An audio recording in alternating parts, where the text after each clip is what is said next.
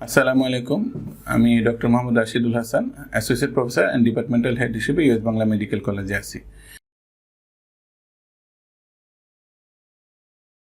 আজকে একটা খুবই গুরুত্বপূর্ণ ব্যাপার, যেটা হলো আমাদের গর্ভাবস্থায় চর্মরোগ।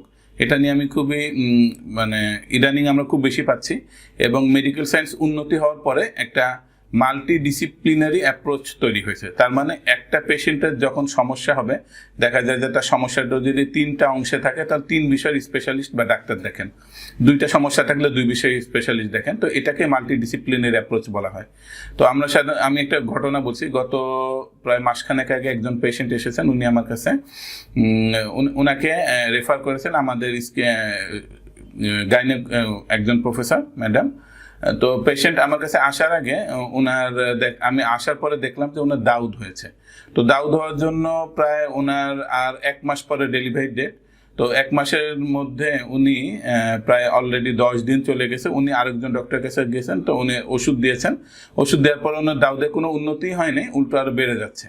তো তখন উনি বললেন যে না, আমি চর্মরোগের ডাক্তারকে দেখাবো। তো উনি আমার কাছে যখন আসলেন, তো আমি দেখে যখন ওষুধ দিলাম, ওষুধ দেওয়ার আগে গাইনি ম্যাডাম বললেন যে তোমার যদি এই চর্মরোগটা না কমে, তাহলে আমি তোমাকে এরকম অপারেশনটা এই মুহূর্তে সিজারটা করতে পারবো না। তো আলটিমেটলি উনিও একটু টেনশনে পড়ে গেছে। ওনার ফার্স্ট বেবি, একই সঙ্গে ওনার চর্মরোগ এসে, চর্মরোগটা এরকম বাচ্চার মধ্যে যদি মানে চলে যায়, এটা একটা সমস্যা। আবার নিজেও কষ্ট পাচ্ছেন, আবার প্রেগনেন্সির সময় সব ধরনের ওষুধ ব্যবহার করাও যায় না।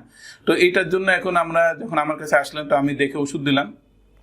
তো ওষুধ দেওয়ার পরে আল্লাহর রহমতে দেখা গেল যে 10 দিনের মধ্যে ওনার মোটামুটি শরীর থেকে দাউদ প্রায় অলমোস্ট 80% ক্লিয়ার। তা আলহামদুলিল্লাহ, উনি পেশেন্ট খুবই স্যাটিসফাইড।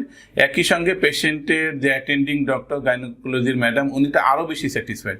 উনি বললেন যে আমাকে খুবই একটা টেনশন থেকে বাঁচাইলা, আমি এখন তোমাকে ফ্রিলি একটা সিজার করতে পারবো। সেই পেশেন্টকে আমি আবার এই যে এখন বেবি হওয়ার পর আমি দেখলাম যে ওনার বেবি হয়ে গেছে। এখন আবার দাউদটা আবার আসছে, যেহেতু তখন আমরা মাত্র 10 দিন ওষুধ দিয়েছিলাম, এখন আবার ফুল করছে, আমরা দাউদে ওষুধ শুরু করলাম। তো এইভাবে আসলে চর্মরোগের বিভিন্ন ধরনের মানে সমস্যা হয়ে থাকে প্রেগনেন্সিতে। তো প্রেগনেন্ট পেশেন্টরা আসলে স্পেশাল পপুলেশন, কারণ আমরা যেমন বাচ্চাদের, অল্প বয়সে বাচ্চাদের সব ধরনের ওষুধ দিতে পারি না। প্রেগনেন্ট মহিলাদের ক্ষেত্রে তাদেরও একটু শারীরিক সমস্যা বা পেটের ভিতরে অনাগত শিশুর কারণে আমরা বিভিন্ন ধরনের ওষুধ দিতে পারি না।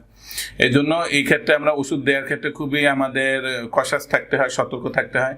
একই সঙ্গে কিছু কিছু চর্মরোগ আছে যা দেখা যায় যে অন্য সময়ের তুলনায় প্রেগনেন্সিতে বেশি হয়ে থাকে। প্রেগনেন্সিতে মানে আমাদের রোগ প্রতিরোধ ক্ষমতা কিছুটা কমে যায়। এই কারণে ধরেন ব্যাকটেরিয়া জনিত বলেন, ভাইরাস জনিত বলেন, ফাঙ্গাস জনিত বলেন, যে কোনো রোগের একটা হওয়ার প্রবণতা বেড়ে যায়। এছাড়া প্রেগনেন্সির মধ্যে অনেকের এরকম মেস্টা হয়ে থাকে।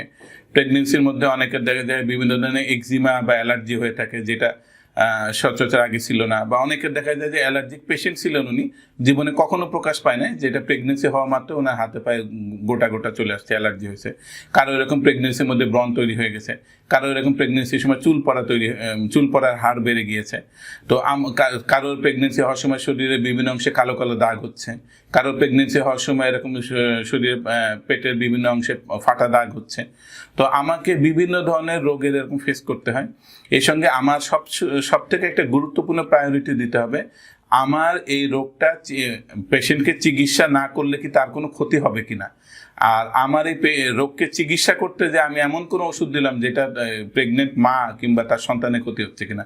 এর জন্য আমার প্রথম প্রায়োরিটি দিতে হবে বা প্রথম গুরুত্ব রাখতে হবে আমার প্রেগনেন্ট মা এবং তার বাচ্চার যেন কোনো ক্ষতি না হয়, এইটা চিন্তা করে আমি ওষুধ দিব। সেইটা চাইলে আমি কিছু অল্প পারো ওষুধ দিব, বা কম ক্ষতিকারক ওষুধ দিব, বা অনেক সময় চাইলে আমরা লাগানোর মলম দিব, বা অনেক সময় আমরা পেশেন্টকে কাউন্সিলিং করে 2 মাসের জন্য পরে ওষুধ দিব।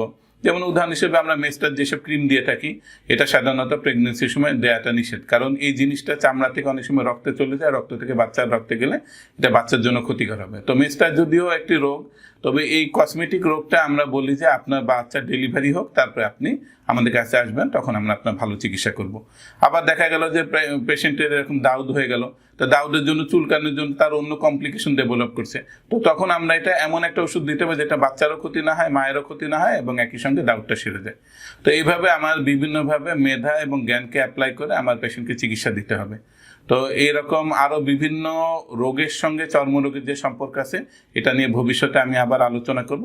তখন পর্যন্ত আমার পেজের সঙ্গে লাইক দিয়ে সঙ্গে থাকুন। ধন্যবাদ।